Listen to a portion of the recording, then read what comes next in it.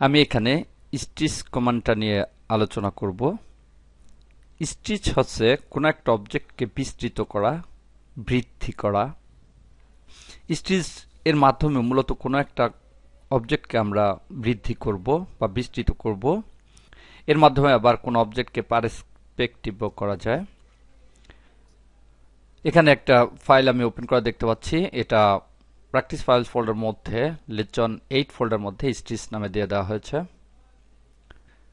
Stitch কমান্ডটা দেওয়ার জন্য home ট্যাবের মডিফাই প্যানেলে এখানে স্টিচ নামে একটা টুলস রয়েছে দেখতে পাচ্ছি। এর উপরে ক্লিক করি। এরপর সিলেক্ট অবজেক্ট, কোন অবজেক্টটা স্টিচ করব সেটা সিলেক্ট করতে বলা হয়েছে এবং তার পূর্বে লাইন দেখতে পাচ্ছি বলা হয়েছে এটা সিলেক্ট করতে হবে ক্রচিং উইন্ডোর মাধ্যমে। ক্রচিং উইন্ডো আমরা জানি যেখানে ক্লিক করব তার বাম দিকে সিলেক্ট করতে হয়, সেটা হচ্ছে ক্রচিং উইন্ডো, আর ডান দিকে সিলেক্ট করলে সেটা হচ্ছে শুধু উইন্ডো সিলেক্ট। তাই এখানে ক্লিক করে বাম দিকে আসি এবং ক্রচিং উইন্ডোর কালারটা থাকে সবুজ। নির্বাচন করলাম সিলেক্ট অবজেক্ট, আর কোনো অবজেক্ট সিলেক্ট করব না। Right click, specify base point, কোন বেস পয়েন্ট ধরে সে এটাকে স্টিচ করবে। আমি এখানে বেস পয়েন্টটা দিয়ে দিয়ে এটা ক্লিক করলাম এবং এর সেকেন্ড পয়েন্টটা চাচ্ছে। দেখতে পাচ্ছি বিভিন্ন স্টাইলে এটাকে নেওয়া যায়, এভাবে পার্সপেক্টিভ করা যায়, আবার এভাবে লেন্থ করা যায়। আমরা মূলত এখানে লেন্থটা করে দেখাবো। তো আমি চাচ্ছি লেন্থটা আরো 3 ইঞ্চি বৃদ্ধি করতে। তাই এখানে দেখতে পাচ্ছি একটু সরে যাচ্ছে। আমি যেহেতু স্ট্রেট 90 ডিগ্রি চাচ্ছি তাই এখান থেকে এটা চয়েস করে দেই অর্থ মোড। এবার এটা 90 ডিগ্রিতেই যাবে শুধু, এবং এখানে আমি 3 ইঞ্চি বৃদ্ধি করব। তাই এখানে লিখে দিই 3, এন্টার। তাহলে 3 ইঞ্চি বৃদ্ধি হলো।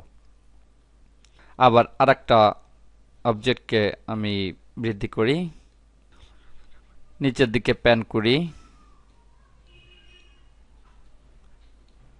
এখানে দেখতে পাচ্ছি আরেকটা ড্রয়িং রয়েছে।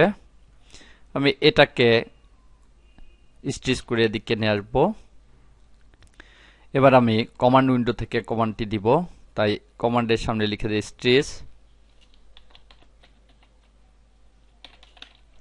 Enter.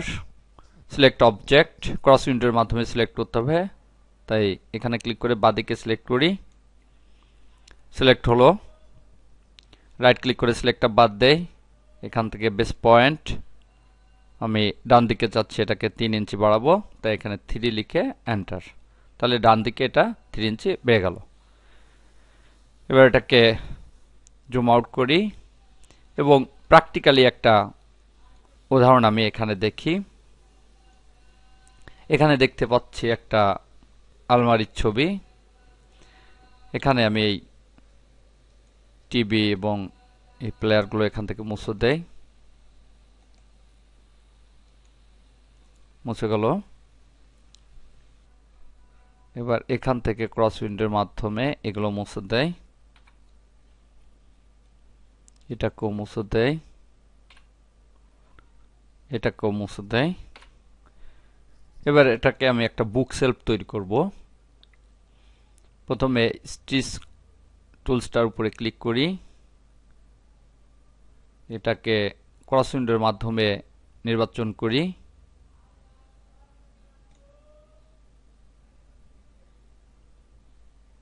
Select object, right click করে এটা বাদ দেই, বেস পয়েন্ট, এখানে বেস পয়েন্ট ধরি এটা এবং ড্রাগ করে এটাকে এখানে এনে মিশিয়ে দেই।